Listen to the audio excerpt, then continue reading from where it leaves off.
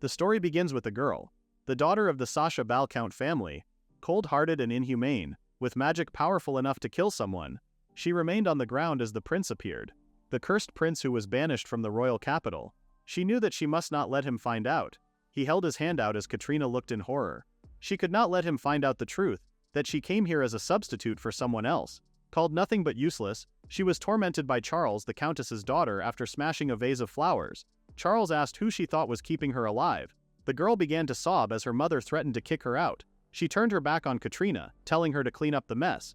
Ever since she was born, this had been her life, repeating over and over. Her mother worked as a maid in the Sasha Ball household. Among the maids, she stood out as young and beautiful. Count Sasha took an interest in her, and eventually Katrina was born. When the countess learned of this, she was furious, and to make matters worse, she had given birth to the count's child around the same time. That child was Charles. Enraged, the countess made her mother's life at the mansion unbearable. Katrina remembered her giving her last meal, a basic loaf of bread. It was obvious that her mother hardly ate. Even though she was already forced to do hard labor every day, she still gave most of the little food she had to Katrina, and she grew thinner and thinner by the day. The countess called her disgusting, saying the room reeked of dust. Katrina's mother asked her why she was in her room, protecting Katrina, but the countess spotted her. She smothered Katrina's face, telling her she at least inherited her father's looks. Regardless, the countess could not stand her. She told them to listen, that starting from tomorrow, Katrina would work just like her mother. She would be Charles's caretaker. She would handle all the other chores too. Katrina's mother begged the countess to rethink her decision. Katrina was just a child, but the countess did not care, and that was when the real hell began. The way Charles and the others treated Katrina was terrible. Verbal abuse and violence were constant, and even the other maids knew the circumstances and treated Katrina like she was contagious. She just wanted to learn the work quickly and ease her mother's burden, but it felt like her mother would disappear any day now, and that thought terrified Katrina. But her hopes were in vain. Her mother grew weaker with each passing day, and one sad day she passed. The life her mother gave her came at the cost of her own. She remembered her mother's last words, to not give up hope. Katrina cried, but she knew for her mother's sake she had to live properly, no matter what. Charles screamed at Katrina, telling her she was late. Katrina gently asked what she needed, and Charles demanded for her to get a new dress ready for next week's party. Katrina panicked. A week was far too short notice, but Charles did not care. She told Katrina not to talk back, and whatever she said needed to be done. Katrina turned her back, and the countess entered. She asked Charles what it was, and Charles smiled, telling her she was going to get Katrina to make her a new dress. She asked her mother if Prince Oliver would also be at the party, saying she needed to look absolutely fabulous. The countess told her she was right. If Prince Oliver saw beautiful Charles, he would be completely smitten. Charles went into some kind of delusional daydream, telling her mother that one day she would become Prince Oliver's bride, the second prince's wife. Katrina watched Charles and the countess giggle, but then Charles turned to Katrina, reminding her this was a world she would never be part of. She called Katrina pathetic and pitiful, cruelly asking if her life was even worth living. The countess sniggered, telling Charles it was cruel to say the truth so bluntly, adding that a miserable life would only become more miserable. Katrina knew this was something she had to endure. She could not let her mother's suffering be in vain. Charles grinned, mentioning Prince Oliver yet again. She even said she could not wait for his proposal to arrive. But then everything went wrong for Charles. She screamed as she read a letter from the royal family. They wanted her to serve as an etiquette apprentice, demanding her father explain what was going on. Her father told her to calm down. He explained it was likely because of her disgraceful behavior at the recent party, but Charles blamed another girl for hogging the prince, saying the one she slapped was only a duke's daughter. She pleaded that she did not do anything to deserve this, but her father reminded her that she did harm the daughter of Duke Baller. The letter read that the daughter of Count Sasha shall receive instruction under Prince Clarence, and then she realized this was the cursed prince. By this point, the countess had entered and begged for Charles not to go to that terrifying man's place. Apparently, he lived in a frozen, desolate land too. Her father said they could not go against a royal order, so they decided to figure something out, and then Katrina walked in with the necklace Charles requested. But she immediately knew something was wrong. Charles told everyone she would never forgive that damned girl. She ranted, saying she did nothing wrong, and if she went to that ugly cursed prince, her life was over. She cried, asking why this was happening to her. She pleaded for someone to take her place, and then she realized a substitute was a possibility. She began to laugh, remembering how the letter called for the Sasha Balcount's daughter, and then she pointed at Katrina. Katrina gasped as Charles announced that she was going to send Katrina as her substitute. Her father asked what she was saying, and Charles explained how it would work perfectly. A daughter of the Sasha Ball family, and Katrina was also her father's daughter, so technically they would not be disobeying the royal order. The countess smiled, telling Charles how wonderful her idea was. This meant Charles could stay, and Katrina could go. Katrina had heard of this prince before, that anyone sent to that land either ran away or was driven out, or worse, killed by his magic just for being nearby. The thought alone was terrifying, and Katrina pleaded with her father to help her. Her father began to sweat, but Katrina's cries fell on deaf ears. There was no one here who would take her side. But Charles had already made up her mind, and the Countess said how now they just had to drill noble manners into her. If they accused her of being disrespectful, they would all be doomed. She snapped at Katrina, grabbing hold of her wrist. She said if Katrina made a mistake and was found out as the stand-in, she was finished. And if she did get exposed, she should not expect mercy. The day came to send Katrina away, and Charles sighed, saying she did not know basic etiquette nor posture. She cruelly said she wondered what would become of Katrina. The Countess admitted they were a little harsh, but it had to be done. Charles laughed, watching the carriage arrive to take Katrina away. She said it felt amazing for Katrina to be gone. In her place, Katrina dressed in a simple gown, apologizing for keeping Charles waiting. She looked lovely, but she knew even if she wore such fine clothes, her life would not get any brighter. She knew she was going to be cursed to death anyway. The place she was going was the home of the cursed Prince Clarence, and the Countess ordered her to get into the carriage. As Katrina stepped in, she wondered what kind of person he was and what kind of life awaited her. From what she heard, there was nothing to look forward to. Even so, this was the only path left to her. She wondered what if she could not endure life in this new place either, and what if it was even worse than before. She was so scared she could not bear it, and hope felt impossible. She sat in the carriage, and it felt like she had been driving for hours now. She looked out of the window to see snowy mountains. Was this the Nartisna territory where Prince Clarence lived? She thought it looked beautiful, but come to think of it, this was her first time seeing the outside world. The carriage came to a sudden halt, but there was no mansion in sight. The driver knocked on, asking Katrina to get out here. Katrina looked out of the window as the driver apologized. He said it pained him too, but he could not take her any further. Meanwhile, Katrina's father worried about her. He asked the Countess if she would be all right, worried about the consequences if they found out she was not Charles. But the Countess told him not to worry, flatly saying Katrina would freeze to death before she even reached the mansion. Her father looked up, asking the Countess what she meant. He pleaded with her to tell him it was not what he thought. The Countess looked up with a wicked smile, telling him she bribed the coachman to abandon Katrina halfway. Those flimsy manners of hers would mean she would be exposed eventually anyway, and it was better to get rid of her before she caused any trouble. Katrina's father gasped, but the truth was he lost his precious daughter because he sent her to the frontier. The Countess even thought of demanding compensation for it. Meanwhile, Katrina walked in the freezing cold. She knew she needed to hurry. If the sun set, she would freeze to death. She wondered how much farther the estate was. She could feel her lungs freezing, and she could not feel her hands or feet anymore. Noticing that her vision was starting to blur, she thought she could see the outline of a mansion, but then she noticed that she was beginning to lose consciousness. Katrina fell into the snow before she could take another step. But fortunately, what she saw was a house, and a man stepped out, noticing that the snowstorm had gotten worse. And then he saw a body, half buried in the snow. He hurried over, asking Katrina if she was all right. She murmured, and he breathed a sigh of relief that she was alive. Katrina told him she needed to get to Prince Clarence's mansion and that she needed to hurry. But the man asked her if she was Lady Charles of the Sacha Bal family. He explained she had actually reached the estate, telling her to quickly come inside. It turned out they were worried when she did not arrive on time, quickly bringing Katrina a blanket. Katrina stepped into the mansion, wondering what she should do now. She panicked, knowing she had already caused trouble the moment she arrived, and she could not afford to be kicked out. Katrina was shown to a maid who told her she was soaked and offered to dry her off. But then Katrina fell to her knees, apologizing. She cried, saying she had caused so much trouble already. She had even gotten the floor dirty. She told the maid and the attendant that she would clean it up immediately, but begged them to forgive her. And then she heard a voice asking what all the commotion was about. The maid turned around to see Prince Clarence. She explained that Lady Charles of the Sacha Bal family had arrived, but for some reason she collapsed at the gate. Her body was ice cold, so they began treating her immediately. They explained how she could have died. Katrina remembered the prince who wielded powerful magic, the cursed prince. He looked at Katrina and told her that just like the rumors said, she had quite the personality. Katrina looked up with nothing but fear. This person was Prince Clarence, the one called the Cursed Prince. Katrina noticed how beautiful he was, but she told herself now was not the time to be thinking about that. He called her Charles and told her she had quite the personality according to the rumors. But what rumors? Selfish and arrogant? Willful and violent? People around her are always troubled by her behavior. The prince said he was curious what kind of person she would actually be, but to think that she would try to gain sympathy right off the bat. Clarence asked her if she got herself soaked on purpose, thinking people would pity her.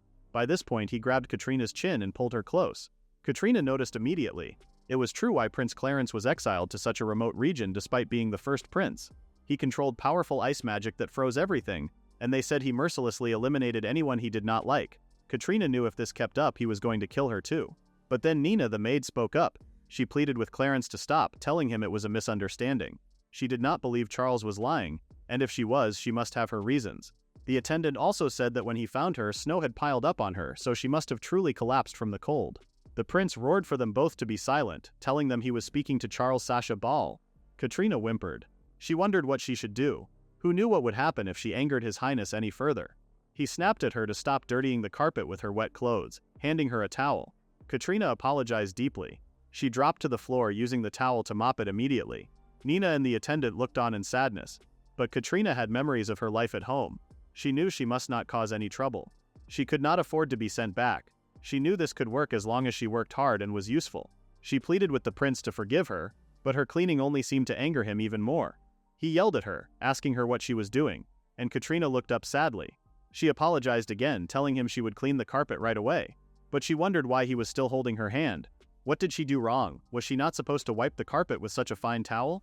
Did she clean it the wrong way? Katrina just did not understand, and she hated how ignorant she was. But to her surprise, the prince told her to focus on drying herself. He looked into her eyes before wiping the towel over her body.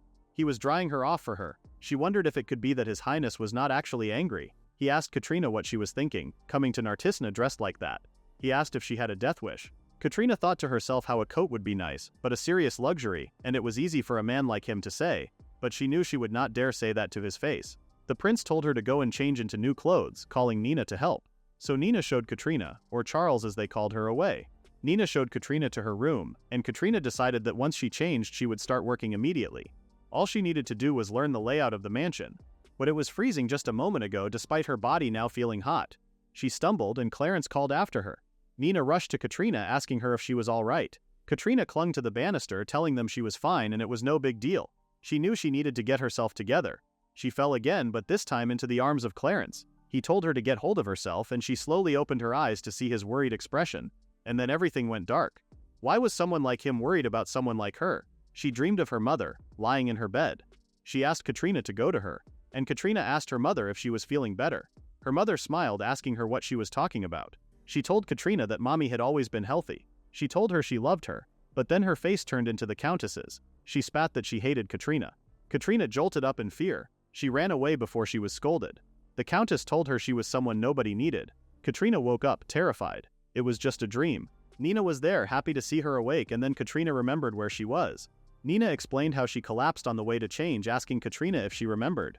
But Katrina only knew how to apologize. She felt guilty for causing them trouble again, attempting to sit up.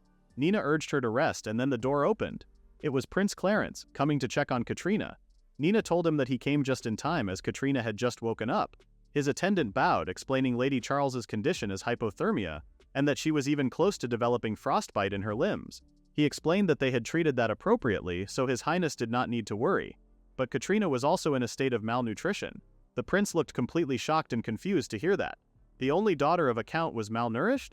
The attendant told him that for now absolute rest was required and she should eat well and sleep well. The attendant explained she also seemed to be suffering from a fever, asking if he could prepare some ice for her head.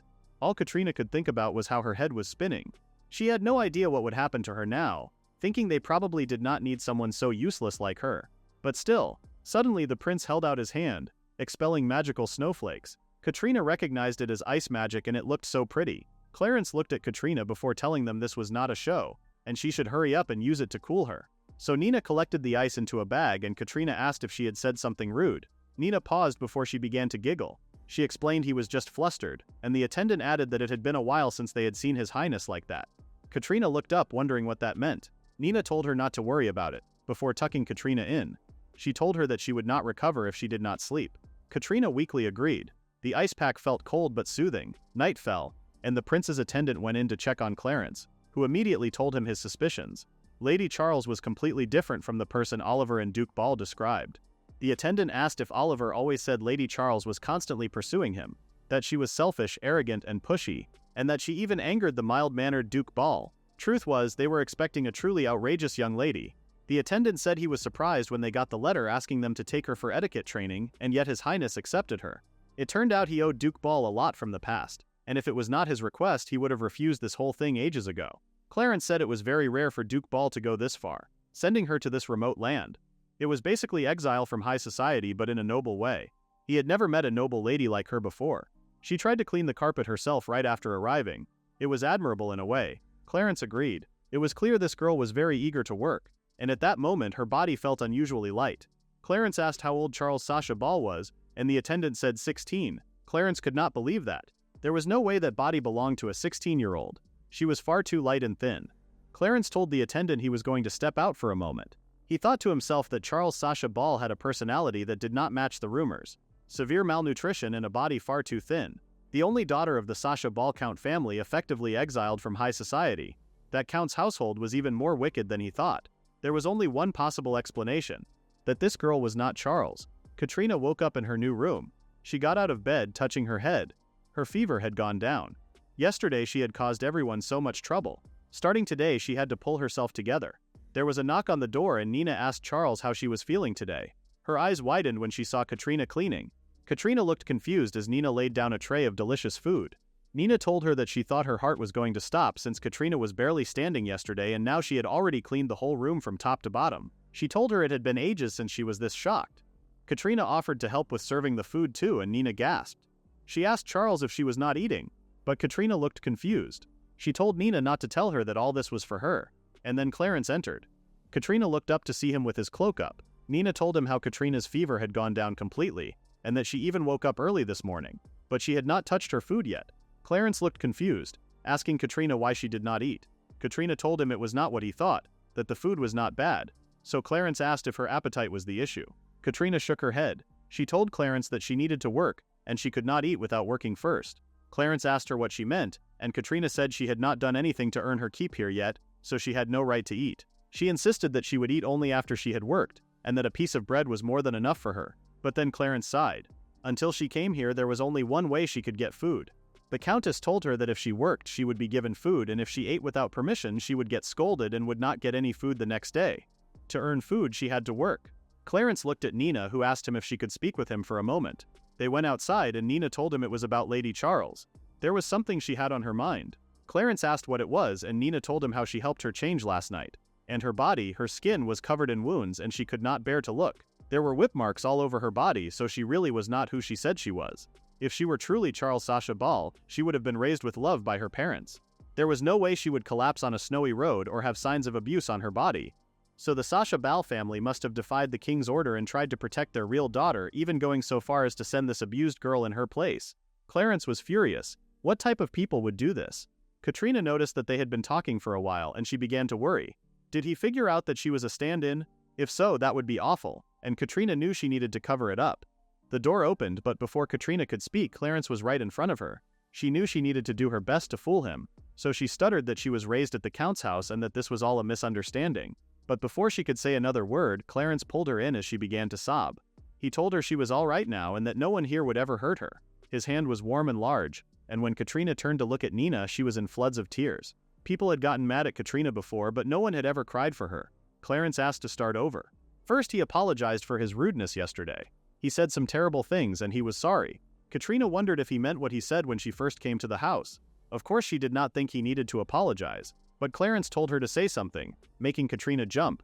Katrina exploded into many apologies once again. She was terrified, and then Nina jumped in between them. She scolded the prince for being too brash and told him to choose his words more carefully, as he was scaring Katrina once again, so Clarence apologized. He got up from his seat and said he needed to be direct, so he asked Katrina her real name. Katrina faltered as Clarence told her she was not Charles Sacha Ball. Katrina knew it. He really did figure it out. She apologized once again, and he bluntly told her she did not need to apologize. All he wanted to know was who she was. Katrina knew if she answered that she would not be allowed to stay here anymore, but Clarence begged her to tell him the truth. In that moment, Katrina knew that she could not hide it anymore. So she told him that her name was Katrina. Clarence breathed her real name and Katrina looked down. The truth had been revealed. Now he knew that she was not Lady Charles and she had no right to stay there. They would surely throw her out soon, and she wondered what she would do now. But to her surprise, Clarence held his hand out. He looked into her eyes and told her that he wanted to know more about her. Katrina could not believe her ears. Did that mean he was not going to kick her out? Clarence confidently told her no, he would not. He caressed her face and told her she could stay here with him, and Katrina realized that no one had ever said that to her before. Clarence asked Katrina if she was hungry, reminding her there was no need to hold back before passing her some food, but Katrina told him she could not accept this without working for it. She pleaded with him to let her work properly, since he was letting her stay. She asked him if there was anything she could do. And then there was a long moment of silence. Clarence ruffled his hair as Nina smiled. He instructed her to eat and told her that was her job for now. So Katrina sat down and tried some soup. She had never had a place where she felt safe and all she could do was struggle through the dark trying to survive. But in the outside world there were people who were kind to her. She wanted to stay here. The news spread that Katrina was alive. The Countess was delivered a letter from Prince Clarence himself, who wrote that Charles had arrived safely. She turned to the driver and snapped at him, telling him he should have made sure she froze to death. This was a disaster, and they knew their secret would soon be exposed. Charles moaned that she could not take this anymore. She cried that she thought she would feel refreshed once Katrina was gone, but now she was stuck with no one but a useless maid. She screamed for her parents to do something about it. The Countess told Charles the news, that Katrina was still alive. Charles gasped, asking if they threw her out in the snow how it was possible for her to still be alive. She huffed as the maid cried when she pushed her. Charles screamed at the maid that she had some nerve for someone so useless, since she could not even work like Katrina did, always working quietly from morning till night. But then Charles's father stood up and ordered her to stop. The last thing he wanted was more rumors spreading to other families, and then Charles bolted. She ran out into the hallway feeling like a true victim. Recently everything had been so boring and now she was even banned from high society. At this rate Prince Oliver would be taken from her. She blamed no one but Katrina for putting her through this. She swore that she would never forgive her. Clarence asked one of his butlers if the investigation of the Count's family was still going to take some time. He assumed they would have a report soon. He heard his name being called by Nina, who told him that Lady Katrina had finally recovered enough to eat a proper amount of food. Clarence told her that was a step forward since before she had hardly eaten anything. Nina said how the chef was pleased as well. But then the butler told off Nina, telling her that His Highness was tired after returning from the border patrol. Clarence smiled, thinking it was true that her complexion was gradually improving, but they could not let their guard down yet. Clarence asked Katrina if she was planning to work again, and Katrina apologized. Clarence said that this environment was harsher than the capital and if she did not put on some weight she would freeze to death. He told her that getting her health back was the top priority, so he instructed her for now to focus on eating and resting. Nina reminded the prince of what she told him before, to watch his tongue to avoid frightening Katrina anymore. But Clarence said that Katrina would not understand any roundabout way of speaking. Nina had to admit he was right. Spending this past month with Katrina, Clarence had come to understand her little by little. One thing was clear. What was normal to her and what was normal to them were very different. She knew basic manners, but her knowledge and common sense seemed to be somewhat skewed. He was curious about how she was raised and asked her several times, but she rarely opened up about her life in her former home. However, there were scars that looked like abuse, a habit of immediately apologizing and the belief that she must work to earn food. Even just those told him how harsh her life must have been, but she seemed restless staying still, and whenever she found a chance she tried to work. So he had to bring her back to her room each time. He was worried that her health was not fully recovered yet. Clarence wondered why he cared about her so much like this. He did not fully understand it himself, but still, Clarence then heard his name being called. He turned to see Katrina. She explained with all due respect that she came here as a trainee in etiquette, so it would be wrong for her to live a princess-like life here. Clarence told her that was the punishment that the real Charles Sasha Ball should be receiving. Before he asked Katrina if he was correct in thinking that, Katrina went silent, and he asked if there was something else she wanted to do, or something she wanted to eat. Katrina thought for a moment before coming up with an idea. She headed out with Clarence by her side, seeing the beautiful snowy landscape. Clarence told her that he never thought she would say she wanted to see the snow up close. It snowed enough every year to grow tired of it. Katrina told him it was just something new and fascinating to her. Clarence smiled as he thought the coat was too big for her. He said that next time they should go to the capital to buy her some clothes, but Katrina told him she could not accept him going that far for her. Clarence told her that Nina and the others would come too, and she could introduce everyone to her family. It was a good chance to buy something she liked as well. Katrina told Clarence he was very kind, and that seemed to make him scowl. She immediately apologized, asking if she offended him, but Clarence said no before bluntly adding that it was nothing. The truth was that sometimes he was deeply shaken by something Katrina casually said. The straightforward, honest and warm words. To think someone like him who only hurt others would be spoken to with such words. He thought to himself that she really was a strange girl. Katrina smiled, telling Clarence he should come. But before she could take another step she fell straight on her face. She leapt up, feeling the freezing snowy ground. As she looked up, Clarence was laughing like he had never seen anything funnier. Katrina looked completely shaken and he apologized, telling her he could not believe she fell face first. He apologized again, telling her that he would follow her to where she wanted to go, but together they laughed at the outline Katrina left in the snow.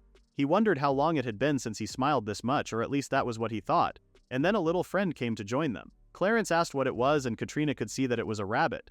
She stroked it as it sniffed her hand. Clarence held out his hands and expelled more snow magic. creating enchanting animals formed from snow. It was like a dream.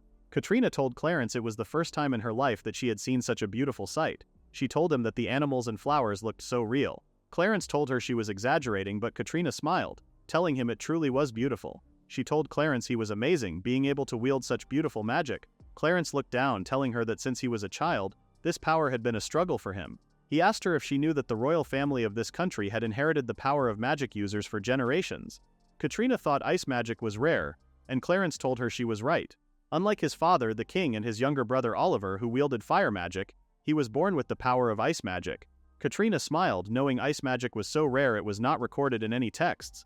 When Clarence was a child, he could not control this immense power. When his emotions flared up, his magic would go out of control and often hurt those around him. He would form blizzards around the palace, and his maids pleaded with him to calm down, but nothing would help. His mother tried calming him, wiping his tears despite ice forming around her hands. She suddenly collapsed, and the maids screamed for a doctor. Clarence hurt his beloved mother, and he blamed himself even as a child. He did not want anyone else to get hurt anymore, and he did not want to scare anyone, so he stayed up, ordering himself not to feel his emotions to avoid this happening again. His younger brother Oliver was always kind and pure-hearted. Clarence, who had closed off his heart, was saved many times by his personality. He gave Oliver the role of crown prince and thought about how to use his abilities for the good of the country. That was defending the northern territories. The battle in the freezing land suited his ice magic perfectly. After a hard fight, he succeeded in protecting their country from the enemy. In recognition of this achievement, he was granted the title of Count of the Nartizna borderlands at 15 years old. Since moving here, the troubles with ice magic had somewhat lessened. It was much easier than living in the capital, and now that he was older, he had gained much better control over his magic. Katrina asked if it could be that his robe was related to his ice magic too. Clarence agreed. Since he became withdrawn as a child, cold air had constantly been coming from his body, so he tried to wear the robe as much as possible when meeting people. He also guessed that stress was the cause. Katrina could not imagine how difficult it was for him having to suppress himself all this time. Clarence said he asked his father and Marquise Ball to deliberately spread bad rumors. Katrina was shocked to hear that. Why would he do such a thing? Clarence told her it was to keep people away. Even now, to avoid any accidents, he tried not to interact much with others. It was also to keep ladies after his title from approaching him. Katrina asked if the rumors Lady Charles mentioned about him being ugly, selfish, and treating people like insects in the mansion were all spread on purpose. Clarence admitted he did not remember spreading rumors that bad. He told Katrina it was cold, so they should head back inside. Katrina scooped up the bunny, telling him she was going to take it to show everyone. Clarence told her to hurry, otherwise it would melt. And Katrina smiled. She thanked Clarence for showing her such a beautiful view. Clarence could not help but smile. But then his attendant Thomas came rushing over. The investigation report on the Sacha Count family had arrived, and Clarence could not believe what he was reading. Katrina was the child of Count Sacha Ball and a maid, so Charles was not the only daughter of the Count family. In that case, the royal order to send a daughter trainee was not technically disobeyed. In other words, Katrina was the child born from the Count's infidelity, and there was no way she would not be despised. In such an environment, what kind of life did Katrina have? Thomas noticed Clarence's face drop, and he knew this was much worse than he imagined. Was Katrina really living in such a cruel, unbearable environment? She endured abuse like this from her stepmother and sister for 16 years? He remembered her words, how she insisted on working or else she would not be allowed to eat. He crumpled the paper, infuriated. This kind of cruelty could not be forgiven. Suddenly, sharp icicles formed all around the prince. Thomas rushed over, telling him to pull himself together or his magic would go out of control. Clarence took a breath before apologizing, but all he could think about was Katrina. He could see her smiling, showing Nina the rabbit. Clarence told Thomas they were going back to the mansion. He would not let Katrina suffer anymore. Katrina's father began to drink after realizing he was ruined. Charles was furious. Her father was drowning himself in alcohol, and her mother was constantly irritated with the useless maids. Just because Katrina left, everything fell apart, and Charles knew she would not be satisfied unless she got back at Katrina. She shouted at her father to pull himself together, grabbing hold of his bottle. So many letters had accumulated on his desk, and one caught her eye. 1 month from now, a royal ball hosted by the palace was written on the first line. Katrina would be attending the ball. Charles could not believe that girl was going to show her face in public. What exactly was Prince Clarence thinking? She knew this was her chance to get revenge on Katrina directly. She rushed to her mother, telling her she had a request. She wanted to attend the ball next month and she needed a new dress. Her mother said they did not have the money for that right now, but Charles begged and pleaded, telling her mother she had been good for a while now, so the countess gave in. She said they would go and buy one in the capital soon. Charles smiled. She could not wait to see Katrina again. Meanwhile, Thomas helped Katrina learn how to dance. They stepped carefully, but Katrina found it quite difficult. The one who suggested she start learning proper manners as a lady was no one other than Prince Clarence. He told her she could prove those people wrong. That idea had never even crossed her mind. But someone like her could never show up in high society. Clarence told her that was no way to speak about herself. He told her to be proud of who she was because she was beautiful. So just as Prince Clarence said, Katrina began learning manners, grooming, and all kinds of knowledge from everyone in the mansion. Now she was being taught how to dance by Lord Thomas. But for some reason, Prince Clarence kept staring at them. Thomas smiled, telling her they should go again, and this time try not to trip. So they went again, and Thomas told her to relax. Her body was too stiff. Katrina looked up at Thomas, but then Clarence jumped in between them. He told them he would take over from here. Thomas smirked before stepping to the side. He told Prince Clarence he was quite bad at hiding his feelings. Before he could say another word, Thomas was shushed by a formation of ice that Clarence aimed at him. Clarence grinned, telling him he had better go and warm his lips quickly or else they would swell. Katrina wondered what all this was about. Clarence explained that from now on he would be in charge of her dance lessons. Katrina asked if Thomas would not be better for that since Clarence was so busy. Of course it was a fair point, but Clarence quickly came up with the excuse that he was better at dancing. Katrina still looked puzzled, and Clarence could not help but shout that he did not want anyone else touching her. He asked her if she understood, and Katrina wondered if this was what you call possessiveness. She felt her face burning, but Clarence appeared behind her, holding on to her hands. He asked her if his body was too cold to touch. Katrina told him it was fine. Actually, it felt kind of nice. She held his hand to her cheek and Clarence stared into her eyes. He told her he was glad. At some point, Katrina began to feel at ease by Prince Clarence's side. She found herself wishing that this moment could last forever. Later that night, she tidied away her clothes, but she could not help feeling nervous about shopping in the capital. She looked at the bag of coins she had earned from doing work around the house. She thought she could find something nice to give as a thank you gift tomorrow. Ever since she started living here, she began feeling emotions she never knew before. Just thinking about His Highness made her heart race. This light, fluffy feeling, this happiness. She remembered his words, how he did not want anyone else touching her. All she could think about was that if she could stay by Prince Clarence's side forever, it would be truly wonderful. But at the same time, she was scared. Until now, even the tiniest happiness had always been taken away from her. She was afraid that would happen again. The next day, Clarence and Katrina arrived in the capital. Katrina was mesmerized by the bustling stalls selling all kinds of goods, the busy streets, and the masses of people shopping, eating, and drinking. This place was so full of life. Thomas and Nina joined them on the trip, admitting it had been a while since they came here too. Nina smiled, saying that today they were getting Lady Katrina some casual clothes and winter wear.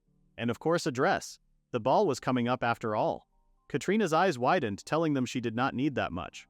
But Clarence told her this was practice for the future too, so she should go ahead and buy what she wanted. Katrina nervously accepted his wishes, but Nina told the prince off for his tone yet again.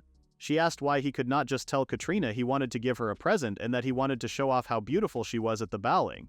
He should not hide it under excuses like practice. They reminded him that if he kept acting like that, someone else would steal her from right under his nose. Clarence warned them both to stop saying unnecessary things or he would freeze them both solid. Katrina was still wondering what all this was about, but before she could ask, Clarence walked off quickly, telling them they should start shopping. He turned, holding his arm out to Katrina. He told her it was practice for escorting. Katrina laughed before linking arms with Clarence. He took her to a dress boutique filled with the most beautiful gowns. Katrina had never seen clothes so beautiful. Nina was super excited too, asking Katrina which one she wanted. She suggested the pink or orange one, but Clarence told her she could have whatever she wanted. Nina took advantage of that and suggested they get them all. Katrina tried stopping them, feeling nothing but guilt. She could not imagine the cost, but Thomas told her it was fine. His Highness was doing it because he wanted to and she should just accept it. Clarence turned to Katrina and asked which one she liked. Katrina paused, looking around the room. She had never chosen something like this before, so she honestly did not know. She walked up to one that caught her eye. It was a simple dress with ruffles and a lace bodice. Clarence seemed to approve, telling her the dress was elegant and refined. Katrina told him she liked it because it was the same sky blue color as his hair. Nina was taken aback by the sweet comment and congratulated Clarence. He bluntly told Katrina he was glad she found one she liked. It was Katrina's first time shopping like this and it was really fun, but she knew she still needed to buy gifts for everyone too. So she told Clarence that from here on she would like to do some shopping on her own before asking if that was alright. Clarence stopped in his tracks, asking her why she wanted to go alone. Katrina did not know what to say, so she told him the truth. She said she wanted to buy some thank you gifts for everyone who had been so kind to her. They helped her so much and she wanted to show her gratitude. Clarence told her he would be worried about her going alone, but Katrina insisted she would be fine. She had gotten used to things after shopping with him just now. So Clarence agreed, saying they would wait in the carriage. Once she was done, she could call for them right away. He lectured her not to follow anyone she did not know and to avoid alleyways. Katrina agreed before waving them off. She could not keep His Highness waiting, so she had to finish this quickly. Katrina searched the stores, finding some cute items for everyone. The store assistant kindly wrapped them. Katrina looked at the clock, hoping she did not take too long. Once this was done, she would head straight back. Suddenly she heard a familiar voice. It said that shopping after so long really does lift the spirits. It was Charles and the Countess. The Countess added that they all needed a little break now and then. Katrina was terrified to see them. What were they doing here? She knew she had to leave immediately. But Charles was quicker. She laughed, joking that she thought a sewer rat had snuck in, but it was Katrina. She told her that now, she did not need to wait until the ball to settle things. Charles smiled wickedly. She told Katrina she had arrived just in time, as she was hoping she would run into her. Katrina was shocked to see the Countess and Charles. What were the chances? Charles scanned Katrina, cruelly telling her that her outfit was tacky, but at least she looked better than before. She noticed the wrapped gifts behind Katrina and asked her what they were. But before Katrina could explain, Charles stepped on them, laughing and saying she had just slipped. She remarked that it served Katrina right, not even being able to manage a simple errand. She laughed, guessing Katrina would get fired for this. Suddenly, the store assistant came rushing forward and told Charles off for harassing her customers. But Charles asked the shop assistant if she was really lecturing them. She even tried to hit the store assistant, but Katrina rushed to jump in her way. She fell to the floor in pain. Katrina asked the shop assistant if she was okay, and the shop assistant said she was fine because Katrina shielded her. Charles asked Katrina since when she had become so considerate. She mocked her, saying she really loved playing caretaker and it must be in her nature. Born to serve, fitting for a maid like her. She snapped that once her little manners training was over, she would have her work like a dog at their house again. She warned Katrina that she had better look forward to it. Both Charles and the Countess laughed wickedly, but Katrina knew she was never going back to that cursed Sacha Ball mansion. She did not want to go back. Days where everything was always taken from her. A life of being used and oppressed. She absolutely refused. She told herself it was okay. She now had people who would stand by her, people who taught her what it meant to live properly. She stood up to Charles, respectfully telling them something she should have said a long time ago. She knew she would not be robbed again, and she would not let anyone take anything from her again. More than anything, she was not going to be apart from His Highness. She told the Countess and Charles that she would not return to the Count's estate. Charles and the Countess stared at Katrina in shock, asking her what she had just said. Then Charles grabbed Katrina by the collar, demanding to know if she had just defied her. Katrina stood her ground and said yes confidently. Charles growled and grabbed Katrina by the hair. She shouted at her, calling her a filthy commoner and a bastard's daughter. She told her to know her place. Before Charles could hurt Katrina any further, Clarence appeared and grabbed Charles by the wrist. His voice was like ice as he asked what she thought she was doing. Katrina looked up to see Clarence standing like her knight in shining armor. Charles asked the strange man who he was and screamed at him to let her go, asking if he knew who she was. But Clarence repeated his question, asking what she was doing and if she thought she could lay her hands on Katrina. Charles kept screaming that this had nothing to do with him. Suddenly she felt something form around her wrist. It turned to ice. Charles screamed and collapsed to the floor, crying that it hurt and calling for her mother. The Countess shouted at Clarence and reached for her dagger. She thrust it toward him, but an icy barrier formed in front of him. Ice burst forth and struck the Countess, knocking her back. Clarence immediately pulled Katrina into his arms. He held her tightly as if he would never let go. He whispered that he was sorry for letting something like this happen to her. Katrina began to cry. He saved her. Charles growled that this was unforgivable. They were the Count's family, and crushing someone like him would be effortless for them. Katrina urged Clarence to leave with her, saying that any more trouble would destroy the store. But Charles heard Katrina call him a prince and her eyes widened. She asked if this man was the first prince. Clarence confirmed it calmly. Charles began whining again, claiming this must be a setup. She said the prince was nothing like the rumors and that this could not be real. The Countess begged Clarence to let them explain themselves. Clarence showed no mercy. He ordered them to never go near Katrina again. He wrapped his arms around her and declared that Katrina was someone very important to him, and from now on he would not allow anyone to harm her. He told the Countess her actions today would not go unpunished and that she would be informed of her sentence soon. The Countess bowed deeply and apologized, forcing Charles to bow as well. She claimed she was sincerely sorry. Clarence told Katrina they should go. Suddenly Katrina felt her head yanked back. It was Charles. She was furious that someone like Katrina could look so happy. Before she could hurt her, Clarence released ice that struck Charles in the head. He caught her before she fell and asked if she had a death wish. Charles collapsed to the floor, stunned. That night Clarence told Katrina he should never have left her alone in the capital. He apologized again, but Katrina insisted it was not his fault. He dressed the cut on her cheek as she blamed herself, saying she should have been more careful. Clarence apologized once more and wrapped his arms around her tightly. Katrina told him she could not breathe. Then she admitted that what she was about to say might sound strange, but when he came to help her and called her someone important to him, it made her very happy. Clarence smiled and asked if that was so. He then remembered that Katrina had been buying gifts for everyone. Katrina begged him not to look at the pile of ruined presents. He smiled when he noticed the one meant for him. She pleaded with him not to open it, saying she would buy him a new one. Clarence told her it was not necessary and unwrapped it anyway. Inside was a pair of gloves. He smiled and said he would try them on. Katrina felt embarrassed. They were supposed to be a proper thank you gift, and now they were ruined. They should have been something nicer. Clarence told her he liked them and that he would treasure them. Katrina thought he was only being considerate. When he noticed her expression, he asked what was wrong. Katrina burst into tears. She told him it was nothing, that she was just so relieved that the tears came out on their own. But the truth was that Prince Clarence was the kindest person she had ever known. Thomas peeked his head around the door, saying he knew Katrina was still awake. He told her she should not be up and that she must be exhausted after today. He added that His Highness should let her sleep, even though it was obvious he wanted to flirt all night. Clarence denied it, but Thomas asked what his plans for tomorrow were. He suggested cutting the trip short and returning to the estate after what happened. Clarence said he had hoped to make a few more preparations first, but he supposed there was no helping it.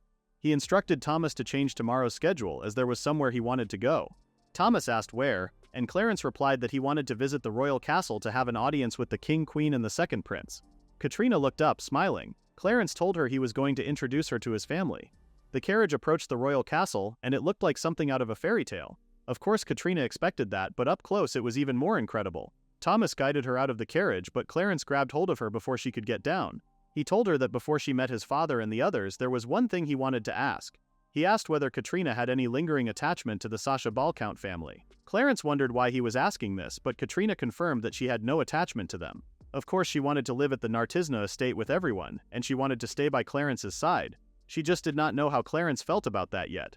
Clarence announced his return to his father, mother, and Oliver, who sat at their thrones. His father said it had been a while and thanked Clarence for coming.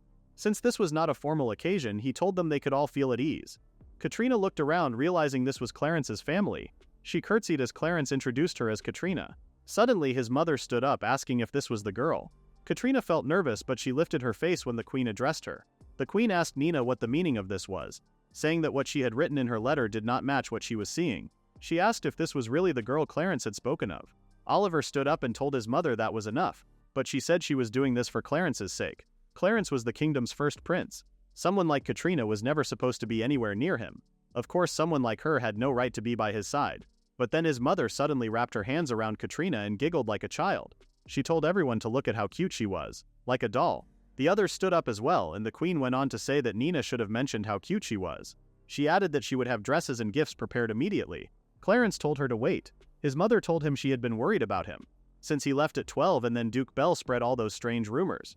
He did not even send letters properly, and now he was back, with a lovely girl by his side. Clarence rushed over, telling his mother she was suffocating Katrina. The queen apologized, explaining that Katrina was just so cute she could not help herself. Then Clarence said that he was thinking of marrying Katrina. Katrina's eyes widened. Clarence added that he wanted to do so as soon as possible. The room went silent, and the queen gasped. Katrina looked petrified. Clarence said that Katrina took his hand without fear, that she was always straightforward and sincere. Her purity drew him in. Katrina could not believe it. He really thought that way about her. The king asked to hear Katrina's thoughts. Katrina said that Prince Clarence was far too wonderful for someone like her. He was very kind and he always showed concern for her. If not for him, she would not have been able to smile like this. She told them how he always held her hand, gently stroked her hair, and showed her such beautiful magic. When she was with him, her heart felt warm and full. She told them that was how she felt about His Highness. Nina and Thomas smiled, as did the queen. But the king asked them to wait for a moment. Everyone paused anxiously, and the king asked if they were really talking about Clarence. He said he barely recognized the person Katrina was describing, as Clarence had always kept people at a distance. He did not want to speak to anyone, nor meet anyone. He was never the type to take initiative. He had changed, and it was thanks to Katrina. Clarence's icy heart had begun to melt. Clarence cringed at his mother's words, but it was clear his family was pleased. The king said he would respect both of their wishes.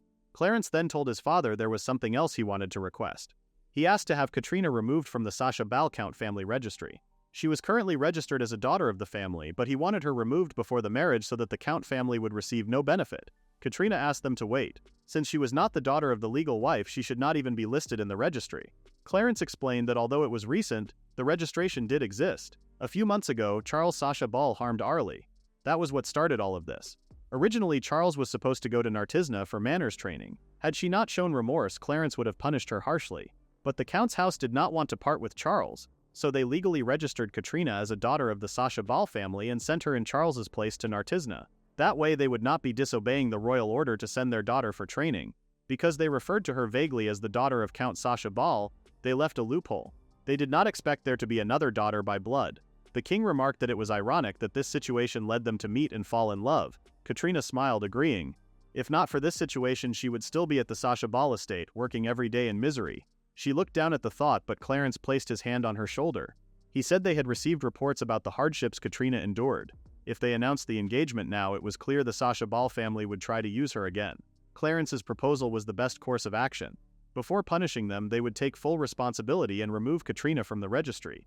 Clarence said that just thinking about what Katrina went through made him lose his mind. He never wanted them near her again. It was settled. Katrina would be removed from the Sacha Ball Count family registry, and a formal recommendation would be made to the Count. Later, Katrina walked through the palace gardens admiring the beautiful flowers. She could not believe she and Clarence were getting married. Clarence apologized for the sudden announcement. Katrina admitted she was surprised, but she had always wanted to stay by his side, so she was happy. Clarence took her hand and kissed it. He told her he wanted to make her happy, and that he would make her happy. She was the first woman he had ever felt such peace with. He told her he loved her, and Katrina gazed into his eyes. Katrina told Clarence she was born and raised in poor conditions, so she thought she was not worthy of someone like him. Clarence held her shoulders and told her he was the one who decided who was worthy, and he chose her. Tears formed in Katrina's eyes as she smiled. If she had never met him, she would have never known what happiness felt like. Warm meals, moments of laughter with everyone, and the feeling of cherishing someone as special as Prince Clarence. She would have never known any of it, and Prince Clarence accepted her even after learning about her past. That meant more to her than anything. Since Katrina returned from the capital, her days became extremely busy. It was decided that she would be announced as Prince Clarence's fiancée at the ball, and every day had been filled with preparations for that, especially for her. She had been practicing manners, behavior, and dancing even more than before, to become a woman worthy of matching Prince Clarence. Prince Clarence said she was fine as she was, but she was the one who understood best that she could not stay that way. Prince Clarence was raised as royalty, and Katrina grew up in an attic room. She knew she had to try harder to come even a little closer to him. Thomas told Clarence that a letter had come for him, and Clarence began to read. It said the procedure to remove Katrina from the Sacha Ball family registry had been completed, so she was now registered as an adopted daughter of the Jebel family. That was Clarence's mother's birth family, and they had a long relationship with the royal family. They gladly agreed, saying it was for Katrina and Clarence. Nina burst into happy tears, knowing Katrina no longer had to return to that awful house. Katrina smiled, thanking Nina, as Thomas commented on how things proceeded more smoothly than he expected. He thought the malicious Count's family would resist more. Clarence told him that was not really the case. When he went directly to talk to the Sacha Ball family, they must have gotten greedy over Katrina's current position. Charles persistently demanded to be exchanged with Katrina and even resorted to using cheap dresses and seductive behavior. He said it made his skin crawl. Thomas told him it was truly shameless behavior, but fortunately it was over now. The Sacha Ball Count looked completely dejected, and Clarence also warned his wife and Charles. The Count family's days were numbered, with the royal family's punishment coming soon. Clarence grabbed hold of Katrina, telling her to forget about that family from now on. Katrina smiled. She knew Prince Clarence was a truly kind-hearted person. Not just him, but everyone around him as well. She bowed and thanked them all. Clarence smiled as Nina celebrated that the case was settled. She urged everyone to think about the fun ball now. With 3 days until the ball, Clarence jumped on his horse on his way to patrol the border. He wished them all goodbye. Katrina told Clarence to be careful, and the guard told Katrina they would escort the instructors. Katrina smiled and thanked them for everything. Though the instructors left, Katrina had to review as much as possible before the real event. But suddenly, an unfamiliar carriage arrived. Katrina peered out of the window, wondering who this could be. She told Nina, who was just as confused. She said they were not informed of any guests. It was rare for an unknown carriage to stop at the mansion. Because of the terrifying rumors about Prince Clarence, no one wanted to go near. But both Katrina and Nina were worried. Nina said that since Clarence and the guards were all out right now, it might be better not to leave the mansion. Nina said she would notify Mr. Gowan, so Katrina should stay in her room, and she would come and inform her if she learned anything. Katrina knew it would be okay. But a few moments later, rain began to fall, and there was a knock on her door. She called for Nina, but there was no answer, so Katrina opened the door. To her horror, she saw 2 strange men. Her eyes widened as they asked if she was Katrina. They smiled, calling her a beauty but saying it was a waste. If he sold her like this, she would fetch a good price. One wrapped his arm around her neck, carrying her away. Katrina tried to scream, but she could not. Were they robbers? She heard bangs from another door and learned Nina was locked in the basement with the others. She could hear her voice screaming for her to run. Katrina held her hand out as she began to cry. Katrina was dragged outside to the carriage as one of the men shouted inside saying they had brought her. Then Katrina heard a voice congratulating the men. She said the rest would be handed over once they arrived at the Count's mansion. Katrina was thrown into the carriage where she saw Charles and the Countess. The Countess smiled, saying it served Katrina right. Charles looked down at her, saying she was wearing such fine clothes again. She asked how someone like her got into Prince Clarence's good graces. She said evilly that this would end her, and everything would become hers. The Countess agreed, saying because of Katrina they had been waiting in that place for days. They said Katrina really caused a lot of trouble. Suddenly, the Countess kicked Katrina out of the carriage, into the rain. Katrina could not believe it. She thought the Sasha Count accepted the terms. So why were they taking her? Why did they torment her so much? Katrina looked up in anger. She could never forgive them. The Countess spat that Katrina's eyes looked exactly like that woman's. As a slave she always glared at her like that.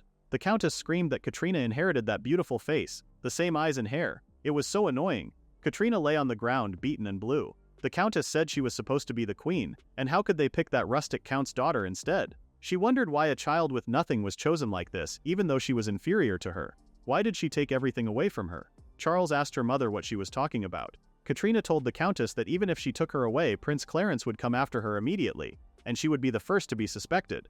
But the Countess said she did not care. She screamed that it would be better if Katrina was gone, and that she must never ever be happier than them.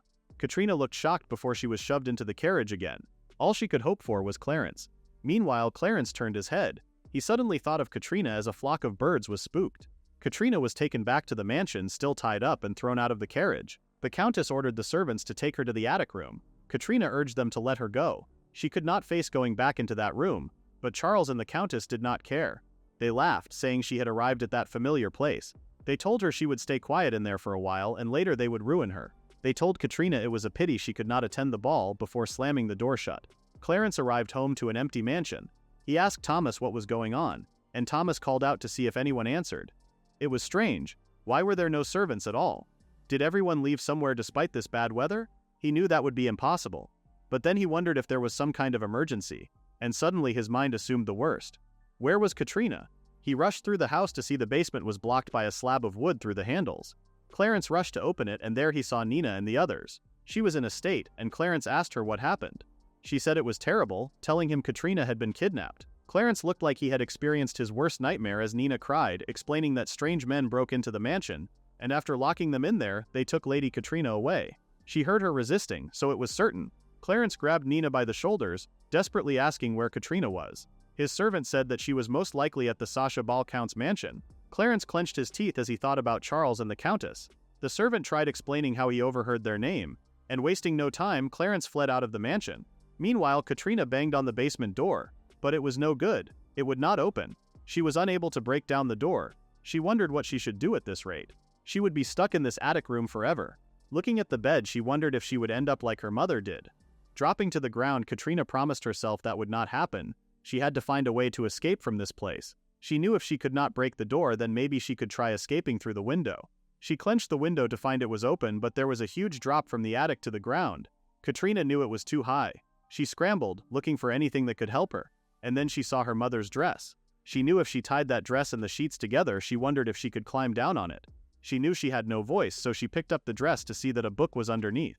It was her mother's diary. Katrina flicked through it to see everything her mother wrote, about that woman barging in today, how she used to lie about Katrina being sick so she did not need to work, how she tried hard so Katrina would not suffer. Her mother did not want Katrina to work for her as well, and she must not be pushed to do her best.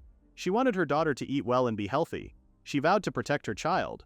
Katrina read her mother's last entries, how she was in pain and she could not stop coughing. She knew that she did not have long and she was sorry for leaving her in this hell. Her last words were for Katrina to get out alive. Katrina wiped her tears as she held the diary close. She thanked her mother knowing she would be okay, because she was not alone anymore. She had Prince Clarence, and she would definitely escape from here and be happy with Prince Clarence. So she tied all the fabric she could find together and tested throwing it out. She thought that if she found some more it could reach the bottom, but then she heard someone coming, and she knew that she did not have a choice. She dashed out of the window, and on her way down she realized that the mansion was unusually noisy. Katrina heard a voice, and she knew it was Charles. She looked out of the window shouting for her mother to come. Katrina was escaping. Katrina knew this was bad. She had been found already. Meanwhile, Clarence and his guards bolted all the way to the capital. He thought to himself how careless he had been. He never imagined that at this timing they would harm Katrina like this. He knew that they must be desperate and confused. Thomas called to Clarence, telling him that the Count's mansion was close. Clarence then realized they could see it, and the gate was open too, so he could get straight in. He told himself that he would definitely get Katrina back.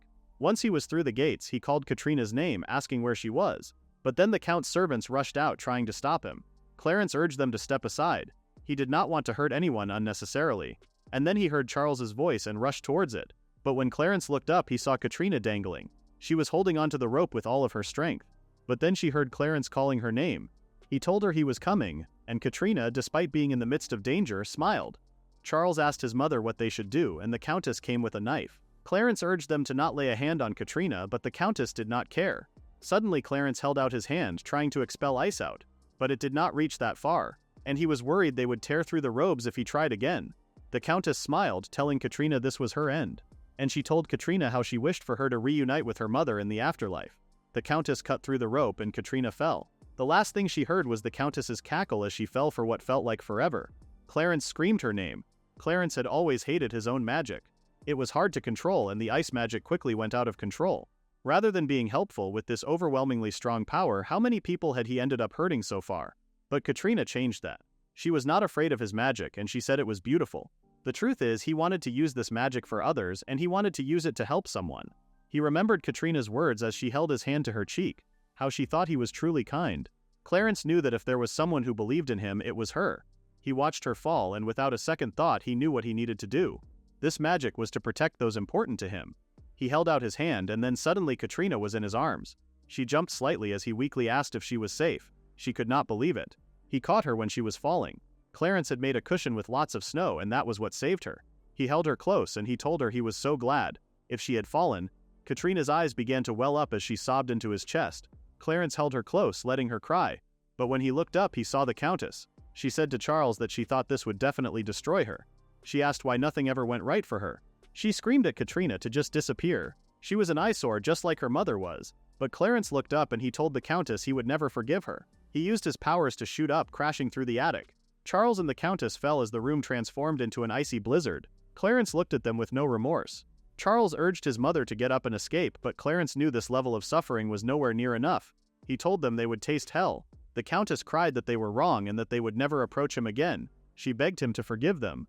But then Charles held his hand over her mouth. He told her that her filthy voice could be heard even by Katrina. Later, the Sasha Balcount family received severe punishment.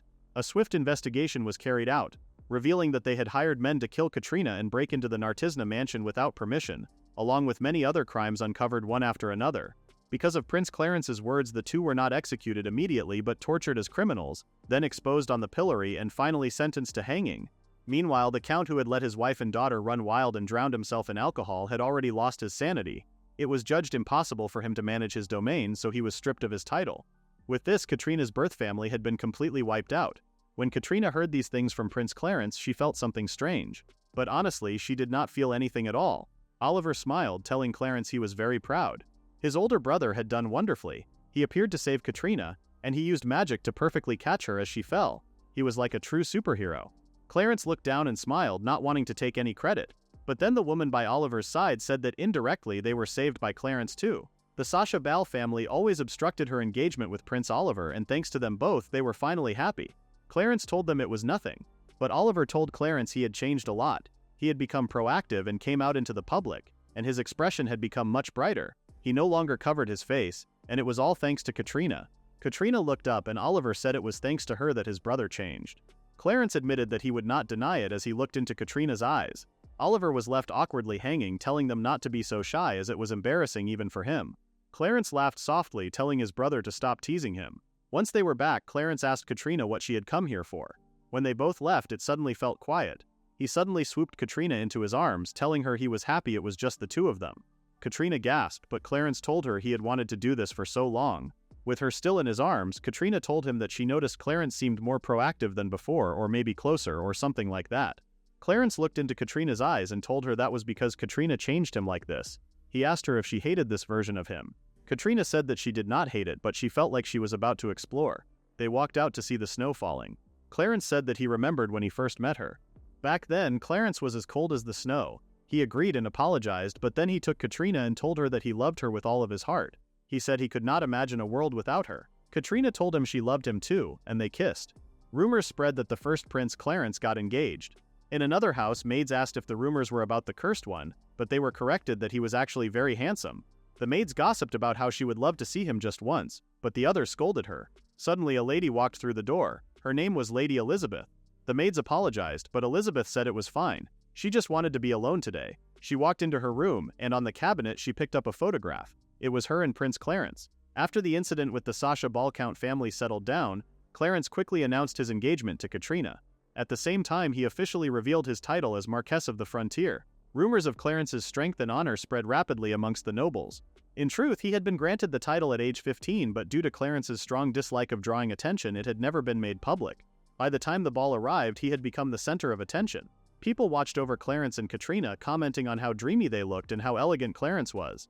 They heard he could skillfully wield powerful ice magic. They commented on how his fiancée was beautiful too. Katrina told Clarence that everyone was watching them. Clarence said it was fine, telling Katrina to keep her head held high. He reminded her he was right there with her. Katrina thought to herself how it was difficult even with him saying that. But before she could dwell on it, he pulled her in for a dance. Others watched as Clarence held on to Katrina. He whispered in her ear that it was time for her to show them what she learned in practice. He told her to relax and keep her eyes on him. That way she would not notice the others. Katrina agreed as she focused. That day, instead of Charles himself, she was sent to his estate, and he was glad for it. At first he thought that he had been burdened with trouble, but he never imagined fate would bring him to this. Clarence said, "You never know what life will bring." It was ironic, really. If it was not for the whole Sacha Bal incident, they may have never met or had a day as wonderful as this. Clarence thanked Katrina once again for coming into his life. Clarence looked down, and Katrina thanked him for saving her. From afar they looked like the perfect couple, a sight for sore eyes. The way they looked at each other showed that they truly cared for one another. People smiled, saying they were jealous, but they were pleased they got to see them today. Katrina smiled, forgetting she was in public. She covered her eyes out of embarrassment, and Clarence said they should take a break. Katrina sat down, knowing she needed to calm down. She could not embarrass Lord Clarence. But then Prince Oliver and his fiancée Airili arrived. Airili bowed to Katrina, thanking her for inviting them to her estate the other day. She said they had a lovely time. Katrina thanked them in return, and then Clarence came to join them. Oliver greeted them, as did Airili. He commented on the button design, asking if it was based on mythology. Clarence smiled, saying he was surprised Oliver recognized it. But it was based on a love story he had read many times. Katrina listened, knowing this was a topic she could not contribute to. Oliver said he would make his rounds, but he promised to visit his estate again. And Airili told Katrina they should have tea together again sometime soon. When they left, Katrina smiled. Lady Airili truly was amazing. Her manners were flawless, and her education was refined. She was so well acquainted with high society, and she got along with everyone. She was perfect in every way. Clarence too, even though it was his first ball in a long time, looked so confident, like he had done this forever. Katrina knew she was painfully aware of her own lack of experience. She tugged on her dress, feeling a wave of insecurity. Clarence asked Katrina if she was tired, but Katrina smiled, insisting she was fine. She knew she could not afford to slip up. A gentleman asked Clarence if he could have a moment, and Katrina had a chance to think. She knew that as long as she stayed by Clarence's side today, she would be okay. But then Clarence apologized, telling Katrina he had to step away for a bit. So Katrina's plan failed before it began. Even though she was alone, she knew she had to stand proud. She had to push through. It was not long until she was approached by some ladies. They complimented her dancing, but Katrina seemed very closed off. The questions came rolling in: where her dress was from, how long she had known Clarence, if she wanted to join them for tea. Katrina did not know where to begin. How did she properly accept compliments? What was the right etiquette when meeting someone for the first time? Even though she had read about this so many times, she was stumped. She could not find the right words. People asked if she was all right, and all she could hear next was, "Excuse me." Clarence explained to the ladies that Katrina was not feeling well, wrapping his arm around her. He asked them if it would be all right if she stepped out for the day. Clarence smiled, as did the others. They told her to take care of herself and said they should all meet again another time. Clarence sighed. He thought the ladies were nothing but trend chasers. He had only looked away for a moment. Especially the men, he did not want another man near Katrina. He put his hand on her back and told her they could go, apologizing that he left her alone in such an unfamiliar place. Katrina asked if he was sure. She picked up on how many people still wanted to speak with him. Clarence agreed with a smile. The pair departed, but they did not know they were being watched by a woman. A few days passed and Katrina was still down. At dinner, Nina asked her if she did not like it. Katrina immediately perked up and said her food was delicious, but Nina did not mean it like that. Nina said that Katrina did not seem herself lately. She asked Katrina if something happened. She had been eating less than usual too. Katrina blurted out that was not true, but Clarence said he noticed it as well. If he was not mistaken, it had been since the ball.